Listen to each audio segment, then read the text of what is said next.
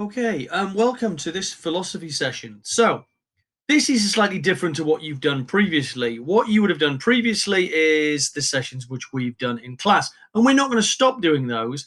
This is just a version which you can do yourself, and it's a slightly shorter, well, it's much shorter version of those that we have done together as a whole class. So, how does it work? Well, first of all, it's called the present philosophy questions and answers because it's all about the questions that you have and the answers that you might give. And it's about having conversations with others and building on dialogue and discussing things. It's all about discussion, really. So, all you need to do is follow these steps, and it's very straightforward. So, first of all, step one, watch this video explanation. Now, it isn't there at the moment, but it will be because this is the video explanation, and you'll be able to see exactly how it works. Step two, watch the video.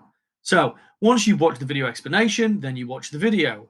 I'm not going to go into that. I think you'll enjoy it, and it really does make you think, which is the point of these, if you like, philosophy lessons where you don't need to actually discuss with others in terms of face-to-face or through Zoom, even though, as I've said before, we will still be doing those types of sessions.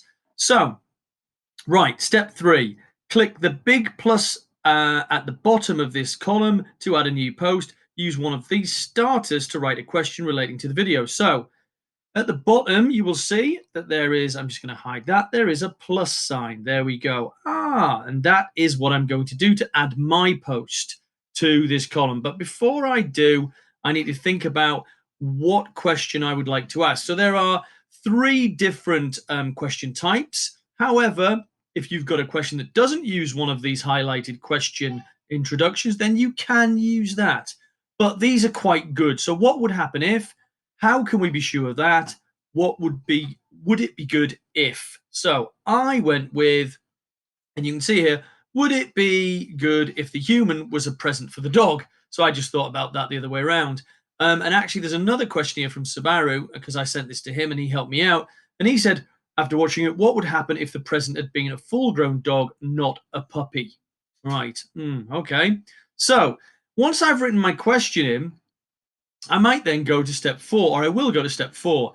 Discuss 5 other questions by adding comments. For example, this is what you could do. So there will be a series of questions now. There will probably be, by the time you start doing this, 5, 6, 7. If there aren't those questions, then wait and come back later when the questions have been added. So, and don't just go immediately. You might leave it 40 minutes, 50 minutes. You might not come back straight away. Then when you come back, there should be a series of these different questions, okay, down here. And once you've got a variety, read through the questions, have a look, and really do think about what the person said.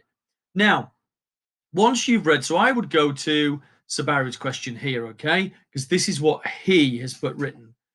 Then, once I've gone through that question, I've decided on my 5 questions. I'm going to add comments to these questions. For example, these are some possibilities.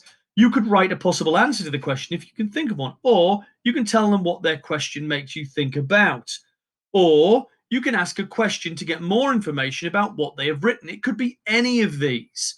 You don't have to just write a possible answer. Okay, you could tell them what their question makes you think about, or again, you could ask a question your own to ask more information about what they have written. So think carefully about the question. Right, let's have a look at what I wrote for Sabaru. So I said, I'm not sure that the boy, because his question was, what would happen if the present had been a full-grown dog, not a puppy? So I said, I'm not sure that the boy would have been so bothered. I guess he would have been pleased, but I don't think his love for the dog would have been as strong. And that was my comment based on what he said. So what I did is I actually sort of combined these two, I combined writing a possible answer, and then I also sort of combined it with tell them what their question makes you think about. So it's sort of both of these together. Now, once I've done step 4, I then go on to step 5. So that's for 5 questions. I'm going to respond. I'm going to add a comment. Okay. Now, once I've done that, I go to step 5, which says reply to comments that people have added to the question. So I'm going to go back to my original question and I'm going to look at the comments. Now, in this case, Sabaru said, Oh, sorry, I'm not going to do edit. I'm not going to do any deleting or doing any of that. Okay, that's not what I'm doing, and I don't want you to do any of that either, because you will have the option to do that, but I don't want you doing that.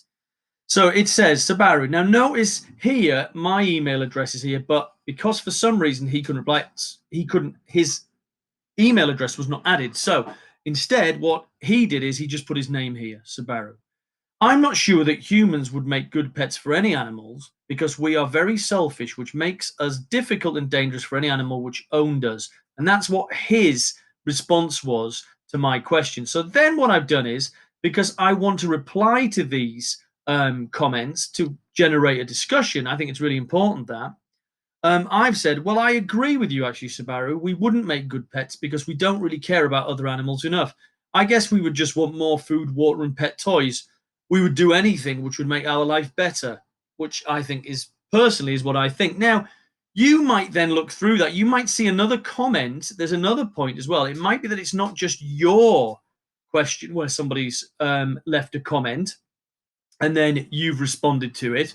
It might be on another comment that you've seen as well, but you must do it for your own question. You must absolutely reply to the comments that are written. Okay, it's really important that. Now, it might be that Sabaru then comes back, sees my comment, and then decides to add another comment based on that. And that might start a discussion, but that is entirely up to you. These are what you have to do for this particular session. I think it's quite good fun. It's quite interesting, and it's good to have those conversations sometimes. Now, good luck with that. I hope it goes well, and I think you will enjoy this session. I hope, anyway. Okay, I'm going to stop it right there.